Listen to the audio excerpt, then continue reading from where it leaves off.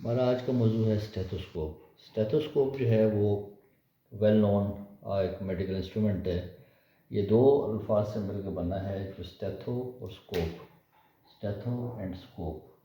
Stetho का मतलब है कि चेस्ट और स्कोप का मतलब एक्सप्लोर करना, यानी कि चेस्ट की साउंड्स को जो अल्लाह स्पेसिफिकली एक्सप्लोर करता है उसको कहते हैं स्टेथोस्कोप। ये इनिशियल जो सबसे पहला स्टेथोस्कोप 1860 में रैनी फ्रेंचमैन ने बनाया था, तो उसको क्या कहते थे, ली सिलेंडर। तो इसमें प्रॉब्लम ये था कि इसका साइज़ बहुत छोटा था, और इस वजह से पेशेंट, अगर ये पेशेंट है साइड में डॉक्टर है, तो वो डॉक्टर के लिए भी बड़ा इनकन्वीनियंट था और पेशेंट के लिए ख़ास तौर पर बड़ा डिस्कम्फर्ट और इनकन्वीनियंट था कि बहुत करीब डॉक्टर को आना पड़ता था और उससे ये चेक होता था। और दूसरा, इसकी फ्रिक्वेंसी आवाज़ की अच्छी नहीं थी। तो ये जो इनिशियल 1860 में बनने वाला स्टेथोस्कोप था, जिसको ली सिलेंडर का नाम दिया गया, उसकी ये लेटेस्ट फॉर्म है अभी जो अब आजकल स्टेथोस्कोप आ रहा है। तो इसमें हम देखेंगे कि इसके स्ट्रक्चर क्या है, इसके फंक्शंस क्या हैं और क्या इससे काम हम ले सकते हैं एज ए डॉक्टर या एज ए पैरामेडिक्स। तो शुरू करते हैं। ये स्टेथोस्कोप बुनियादी तौर पे तीन हिस्सों में मुश्तमिल है। ये इसका एक हिस्सा ये है जो स्टील का है, फिर पाइपिंग है, फिर इसका चेस्ट पीस है। जो स्टील का है उसके साथ ईयर पीसेस आते हैं, या ईयर टिप्स कहते हैं इनको, जो कि आवाज़ को इंश्योर करता है कि आवाज़ जो है वो कानों में बाहर की दूसरी आवाज़ ना पड़े, और इसमें से जो पाइप में से आवाज़ आ रही है वही इस पर अंदर आए, कान के अंदर आए। उसके बाद ये स्टील पाइपिंग है, बाइनोलर भी कहते हैं, और उसके साथ ये पाइपिंग शुरू हो जाती है नीचे, जो ब्लैक कलर की दिखाई है मैंने। तो ये प्लास्टिक की भी हो सकती है, रबर की हो सकती है, सिलिकॉन वगैरह किसी केमिकल की होती है, जिससे आवाज़ की क्वालिटी जो है वो मेंटेन रहती है। पाइपिंग जो है उस वो जाकर टच होती है स्टेथोस्कोप के बेल एंड डायफ्राम हिस्सा, जिसको चेस्ट पीस कहते हैं। और वो एक जॉइनिंग जो पार्ट है वो भी स्टील होता है छोटा सा, जिसको स्टेम कहते हैं। ये जो सर्कल में मैंने दिखाया स्टेम, स्टेम जो है ये रोटेटेबल है, ये यानी कैसे रोटेट हो जाता है। और जो रोटेशन इसलिए करते हैं कि या अगर बेल में से आने वाली आवाज़ सुननी है तो उसको एक तरफ रोटेट करते हैं, घुमाते हैं। अदरवाइज अगर डायफ्राम से आवाज़ सुननी है तो उसको दूसरी तरफ घुमाते हैं। तो बेल जो है, एक इसमें इस पीस में एक बेल है, अकाउस्टिक होल है ये जो सेंटर में है, जो कि रेजोनेंस पैदा करता है, और डायफ्राम जो कि एक स्मूथ डायफ्राम झिल्ली सी होती है, जिससे आवाज़ जो पिक कर लेती है। अगर इसको डायफ्राम को मलहदा बना के दिखा सकें तो ये डायफ्राम है, ये इसके गिर्द रिंग है, ये जो रिंग है इसको कहते हैं चिलिंग रिंग।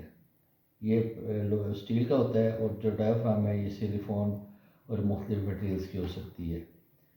और फिर ये स्टेम जो मैंने ये बता रहा था, स्टेम, इस स्टेम में जो कि रोटेटेबल है, इस जब रोटेट करेंगे तो एक रोटेशन पे जाकर डायफ्राम की आवाज़ आएगी, और दूसरी रोटेशन जब करते हैं तो फिर आप बेल्ट से डिटेक्ट होने वाली आवाज़ें सुन सकते हैं। अब हम ये अब अगर इस सारे पीस को अगर हम एक उसमें लें तो कलेक्टिवली ये जो है चेस्ट पीस कहलाता है। ये डायफ्राम, बेल, स्टेम, ये जो है ये this is called chest piece. और इसी तरह जो ऊपर वाला हिस्सा है इसको कहते हैं हेड पीस, और ये दरम्यान में पाइपिंग है। अब हम देखते हैं कि ये स्टेथोस्कोप से हम कौन सी आवाज़ें डॉक्टर्स पिक कर सकते हैं। सबसे पहले हार्ट्स को देखते हैं। हार्ट से उठने वाली आवाज़ें जो हैं वो हार्ट साउंड्स होती हैं या मरमर्स होते हैं, जो कि नॉर्मल और एबनॉर्मल आवाज़ें उससे होती हैं। हार्ट साउंड जो है 4 तरह की होती हैं, S1, S2, S3, S4।